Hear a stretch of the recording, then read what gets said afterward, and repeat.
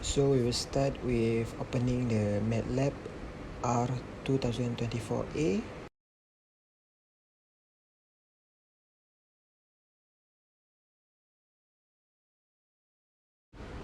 This is the interface for MATLAB R 2024, and the next step is we type handles underscore Ncorr equals to Ncorr into the MATLAB terminal, which should bring the Ncorr GUI up. So this is the GUI for the Ncorr, and the next thing we will do is upload the reference image. There are two ways to set the reference image. The first way is to use the Ncorr GUI by going to File and upload the reference image from our computer. And the other way to load a reference image is to do it through the MATLAB terminal. You can set the reference image by typing handles underscore Ncorr dot set underscore ref and bracket data, but it's a little bit complicated, so we will go with the easiest way. And then we will upload the current image and select the load lazy, and then we will choose the current image from our computer. After we completely select the reference and current image, we can clearly see that the reference image and the current image are already set. And after that, we will go with setting the region of interest. And the first step is to upload the reference image, and then we can draw the region of interest. So I select the rectangular features, and then we can draw a medium size of rectangular, and then after that there is a preview of our ROI, which is region of interest, and then click finish. After that there's also another preview of our ROI, and then click another finish. And also there is another preview of our ROI, and then we can see our ROI is already completely set. And the next thing is we go to analysis and set the DIC parameters. There are several key components to this GUI. As we can see at the top left, there is a subset options, and these options are the main components of DIC analysis. They dictate how large the subset should be and the spacing between them. Overall, the main idea is to select the smallest subset possible, which does not result in noisy displacement data, as larger subsets tends to have a smoothing effect.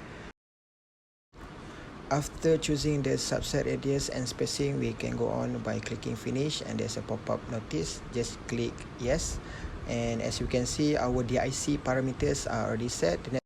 The next thing to do is selecting the perform DIC analysis in the main Ncorr GUI, and then select region, and just select anywhere in the ROI, and then place the seed also anywhere in the ROI region, and then click finish and wait for the calculating process. After that, a seed preview will pop up, and all of the things in this figure indicate potential problems, but in the location pictures it becomes evident that the location of the seed in the current image is in good conditions.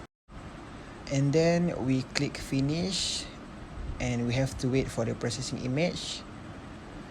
And then I did fast forward, so as we can see, our DIC analysis are completely set, and the next thing we have to do is format displacements.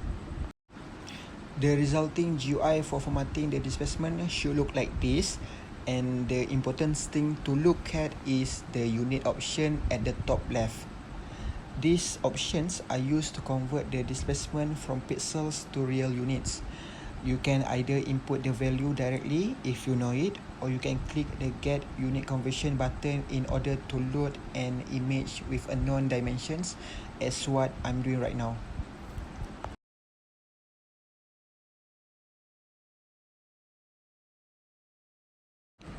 After I upload the calibration image, I then setting a line across the sample with set line.